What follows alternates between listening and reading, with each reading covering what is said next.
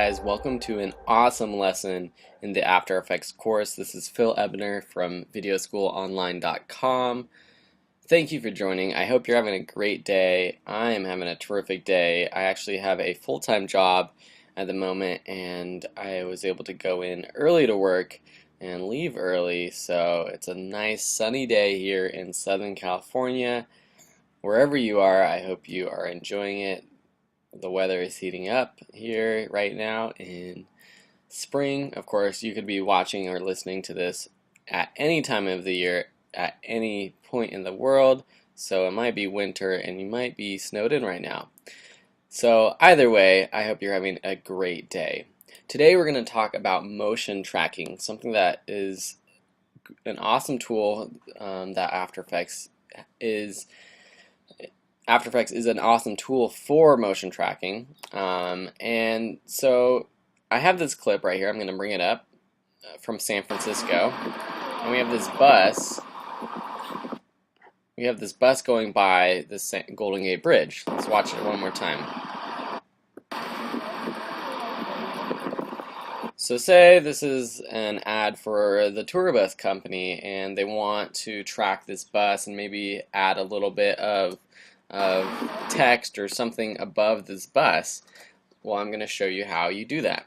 So I imported it into my After Effects. Actually, I'll just show you exactly how I do that. Click, drag, drop, rename by pressing enter, pressing San Fran. Then I'm going to drop this into a new composition by just clicking it and dragging it over this create a new composition button. You have to make sure that your tracker is opens down here in the right corner. So make sure you go up to Window, Tracker. And then I'm just going to shorten my work area to about 5 seconds, to about where this bus is, or maybe 4 seconds. This clip is only going to be 4 seconds long because I only want to track it until the bus is right there. Obviously, if this was a real issue, I would have had a better shot of the bus going across the bridge with it being clearer. And so I hope this is going to work, but see, it's very foggy, it's not too detailed, and we got these poles sticking up, so we're going to see how the tracker works. But I'm going to bet you that it's going to work great. So the next thing you want to do is add a new null object, and if you remember from our 3D camera lesson, a null object is an imaginary object that we're just going to place into our composition. And why we're going to do that is because when we track our motion, basically we'll set a point on our bus, and then across time it will track it as it goes down the highway, and it will set a keyframe for each of those points. And you'll see when I do this in a second. But then you have to do something with those points. You can either apply them to a layer, such as a text box or an icon that you want flying over this bus or doing whatever, or you can apply it to a null object, and the null object you can then parent a layer of text or an object to your null object. So that's a lot of information, and I'm sure you're very, very confused. So let me just show you what I'm doing.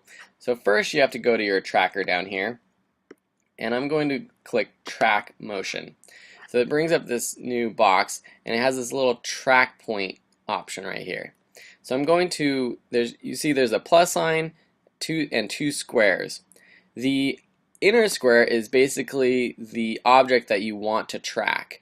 You want to put the point exactly where on the specific object you want to track, and then the square box around whatever else is moving. And then this outer box kind of it serves to basically digest whatever information is going on outside of this box and determine whether it needs to move this track point or not. So let me show you. So you click and move, and you can see it creates the zoomed in version for you. So I'm going to put it over this bus. You can see here I'm just going to put it over the top of our bus because that is easily seen throughout our video piece. So I'm gonna make this a little bit smaller. The bigger the box is, the more time it's going to take to render. I'm gonna edit target down here, and it brings up this motion target box, layer null 4. Yes, I want it to the target to be null 4. Then what you want to do is analyze, and I just usually press this analyze forward. You can do analyze one frame forward at a time, but I just do analyze forward, this play button, and we'll see what it does. And as you can see, it's moving with the bus right now as the time goes by. So it's going to keep analyzing and track that bus as it goes down along the Golden Gate Bridge. So let's keep going, going. And as you can see here, the wind is blowing in the trees, so it was a very windy day. When I went to San Francisco, I actually went to the Golden Gate Bridge twice, 2 days in a row, and both days it was foggy, and you still couldn't see anything. So it was kind of a bummer, but I'm going to be moving up there soon, so I'll be able to get good views of that. So there you have it.